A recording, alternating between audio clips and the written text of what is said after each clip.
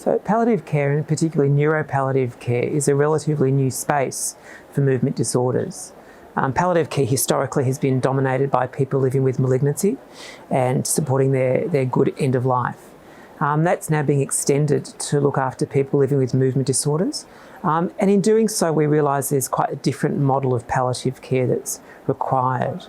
So it's often longer in duration and more complex and requiring more multidisciplinary input.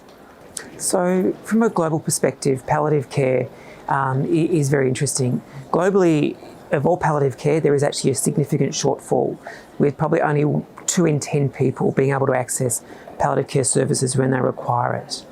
That's probably far worse for people who live with movement disorders.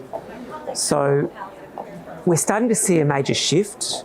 The World Health Organisation's technical brief on Parkinson's disease identified palliative care as being a significant gap, which needed to be sort of built upon. At the same time, we've also seen the Neuropalliative Care Association starting to really gain momentum. It's only been around for a couple of years, and that's really raising profile around the importance of palliative care for people with movement disorders and the different models that we require. From a global perspective, we see some really amazing pockets of palliative care for people with movement disorders, but we also see areas where there's no availability of palliative care.